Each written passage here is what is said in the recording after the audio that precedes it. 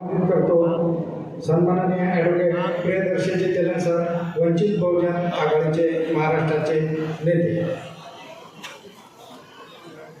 विचार मंचावर उपस्थित सर्व पक्षाचे नेते, सहकारी मित्र आणि आदरणीय बाळासाहेब आंबेडकर मित्रो, आरक्षण बचाव यात्रा 26 जुलैपासून कोल्हापूर, 25 जुलैपासून फुले शाहू आंबेडकरांच्या स्मृतीस्थानाला अभिवादन करत इथपर्यंत पोहोचली आहे.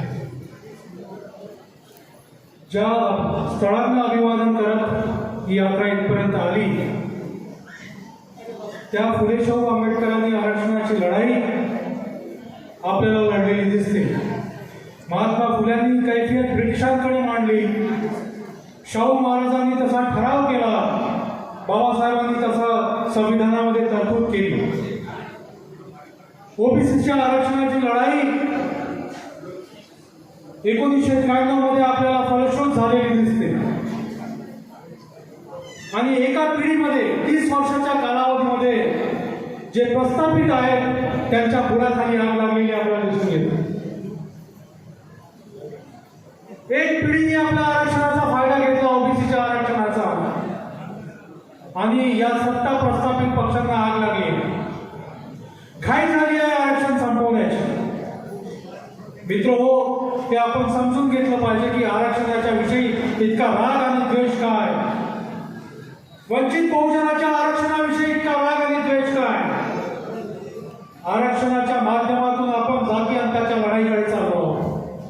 जो वर्ग फुले शाहू आंबेडकरांना मानत नव्हता, जो फुले शाहू आंबेडकरी विचारांना मानत नव्हता, आरक्षणाच्या माध्यमातून हा वर्ग अनुसूचित जाती जमाती आणि ओबीसी वर्ग एकत्र येत आहे.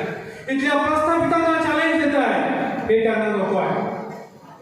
आणि म्हणून ज्या ज्या वर्गाने आरक्षणाचा लाभ घेतलाय त्या वर्गांना यातून व्यवस्थेतून बाहेर करायचं, त्यांना आरक्षणाचा लाभ मिळू द्यायचा नाही. इथली जाती व्यवस्था टिकवून ठेवायची, त्याच्यासाठीचा षडयंत्र आहे ते आपण समजून घेतलं पाहिजे. एक पिढी झाली, 30 वर्षाचा कालावधी झाला आणि यांना आरक्षण नाकारायचं. मित्रो, आरक्षण ज्या मुद्द्याच्या अनुषंगाने महाराष्ट्रामध्ये सुरू होतं त्याला वंचित बहुजन आघाडीने पाठिंबा दिला होता की लढाई गरीब मराठ्यांची लढाई होती. त्या गरीब मराठ्यांच्या लढाईला बाळासाहेबांनी साथ दिली होती. पण ही लढाई कितपर्यंत मर्यादित राहता ती ओबीसीचं आरक्षण हिरावून पाहत आहे, तेव्हा बाळासाहेबांनी इशारा दिला आहे, भूमिका स्पष्ट केली आहे की ओबीसीचं ताट वेगळं आहे, मराठ्यांचं ताट वेगळं आहे.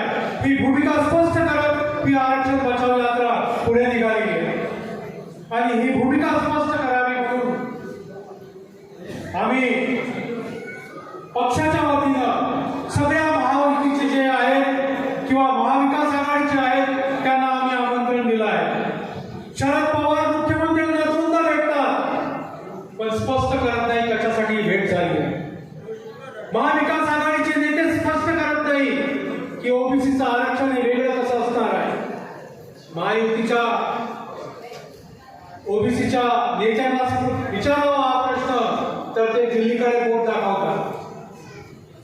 तेव्हा जे जे पक्ष या संदर्भामध्ये दरवा भूमिका घेत आहेत त्यांना आपण निर्धार केला पाहिजे की स्पष्ट भूमिका जर नसेल तर आम्ही तुम्हाला मतदान करणार नाही.